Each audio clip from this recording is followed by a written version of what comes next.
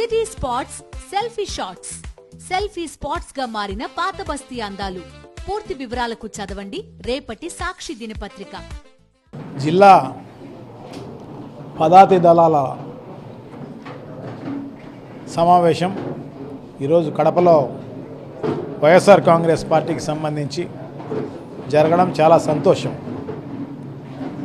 So అందరూ తప్పకుండా, ఎందుకంటే ఎలక్షన్స్ అయిపోయినాయి. ఎలక్షన్స్ అయిపోయి 5 నెలల కాలమే అయింది. ఇంకొక సంవత్సరమో 2 నెలల్లో వాళ్లకు ఉన్న ప్రభుత్వానికి అవకాశాన్ని ఇద్దాము అని చెప్పేసి మేము అనుకోవడం జరిగింది. కానీ ఇప్పుడున్న పరిస్థితుల్లో మనం చూస్తే చంద్రబాబు నాయుడు గారి పరిపాలన, అంటే ఈ ఎన్డీఏ కూటమి యొక్క పరిపాలన ఎంత దారుణంగా, ఎంత ప్రజలను ఇబ్బంది పడే విధంగా పరిపాలిస్తోంది అనేది మనందరికీ కూడా తెలిసిన విషయమే. సో సూపర్ 6 అని ఊరికే కథలు చెప్పడం జరిగింది ఎలక్షన్స్లో. సో సూపర్ 6లో ఒక్కటి కూడా అమలు చేసిన పరిస్థితి లేదు. 20,000 కోట్ల రూపాయలు అప్పు చేయడం జరిగింది తప్ప, ఇంతవరకు కూడా ఎంప్లాయీస్కు జీతాలు ఇచ్చినారు తప్ప, పెన్షన్లు ఇచ్చినారు తప్ప ముసలి వాళ్లకు ఇంక వేరే ఇచ్చిన పరిస్థితి ఏం లేదు. సో అంత తప్ప నుంచి వేరే ఏం లేదు. ఈ ప్రభుత్వం ఏం చేసింది కూడా ఏం లేదన్నమాట. ఊరికే ప్రజలను ఇబ్బంది చేసే కార్యక్రమం. వైఎస్ఆర్ కాంగ్రెస్ పార్టీ నాయకులను, కార్యకర్తలను ఎక్కడైతే ఉన్నారో వాళ్ళందరినీ కూడా రాష్ట్ర వ్యాపితంగా హరాస్ చేసే కార్యక్రమం అంతా కూడా చేస్తున్న పరిస్థితి ఉంది తప్ప ఇంకో రకమైన పరిస్థితి లేదు. సో డెఫినెట్గా మనం వైఎస్ఆర్ కాంగ్రెస్ పార్టీని బలోపేతం చేసుకోవాల్సిన అవసరం తప్పకుండా ఉంది. సో పదాతి దళాలైన, అంటే ఫ్రంటల్ ఆర్గనైజేషన్స్కు సంబంధించిన అన్ని వింగులను ఈరోజు సమావేశం జరిగింది.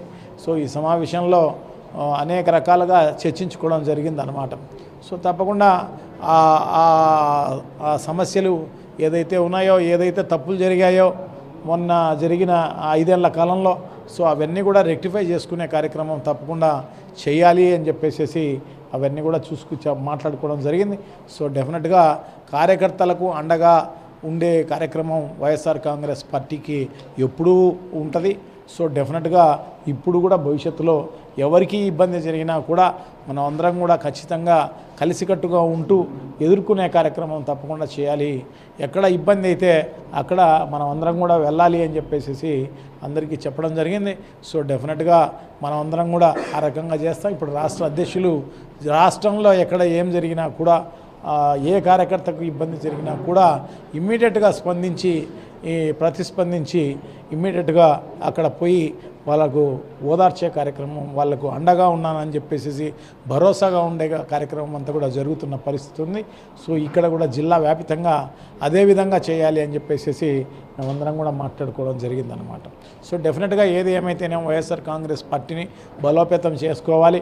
మళ్ళీ పూర్వ వైభవాన్ని మళ్ళీ తీసుకురావాల్సిన అవసరం తప్పకుండా ఉంది అని చెప్పి ఈ సమావేశంలో చర్చించడం జరిగిందని చెప్పి తెలియజేసుకుంటూ, సో తప్పకుండా ఉన్న నాయకులందరూ, కార్యకర్తలందరూ కూడా బాగా పనిచేసిన వాళ్ళే. సో భవిష్యత్తులో కూడా వాళ్ళందరూ కూడా పనిచేస్తారు అని చెప్పి భావిస్తూ సెలవు తీసుకుంటున్నా. థ్యాంక్ యూ, నమస్కారం.